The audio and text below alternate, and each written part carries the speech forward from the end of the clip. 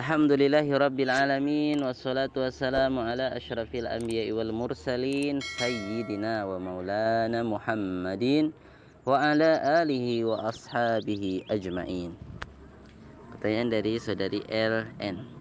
Assalamualaikum Ustadz, izin bertanya. Waalaikumsalam warahmatullah. Apa hukumnya jika ada orang yang menyalakan musik dengan volume besar, kemudian pas banget kita ada di situ, tapi hati kita mengingkarinya, itu bagaimana Ustadz? Syukron, jazakallahu khair, barakallahu fiik. Orang yang menghidupkan musik keras-keras sehingga mengganggu orang lain, dosanya dua. Satu, dosa dia berbuat maksiat kepada Allah Subhanahu wa ta'ala dengan menghidupkan musik-musik yang di situ ada kemungkaran di dalamnya. Taib.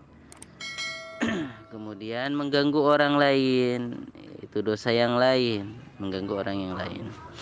Nah, seorang apabila melakukan kemaksiatan, lakukan saja, dosanya bisa Allah ampuni. Ya, lakukan tapi sembunyi-sembunyi, masih mending. Ya, Nabi mengatakan kullu ummati mu'afan ilal mujahirun, setiap umatku itu akan dimaafkan kalau seandainya pun dia khilaf maksiat, tetapi jangan diviralkan. Nah, tapi karena dianggap biasa dan dianggap itu benar, akhirnya melakukan kemungkaran terang-terangan, bahkan menganggap orang pun suka dengan kemungkaran tersebut. Ya, jadi yang menghidupkan itu hendaknya bertaubat kepada Allah Subhanahu wa ta'ala. Nah, bagi kita yang mendengar, hendaknya kita menjauhi sebagaimana yang dilakukan oleh para sahabat ketika mendengar di situ ada alat-alat musik yang memang dilarang, maka ditutup kupingnya, tidak didengarkan atau menjauh.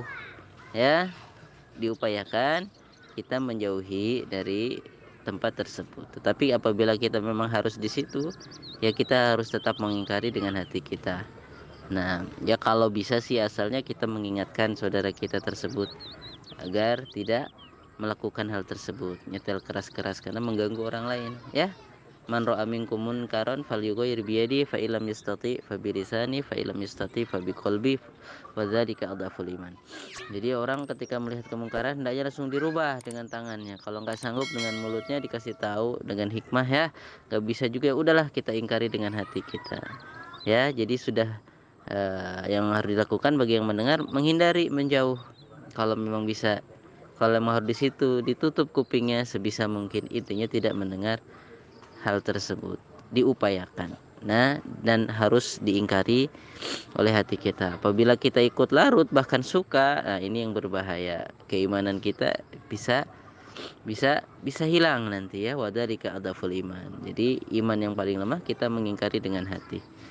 Dan itu harus ada di hati kita. Nah, ketika kita melihat, mendengar kemungkaran, kita harus mengingkari paling tidak dengan hati kita. Barakallahu fiik, wallahu a'lam.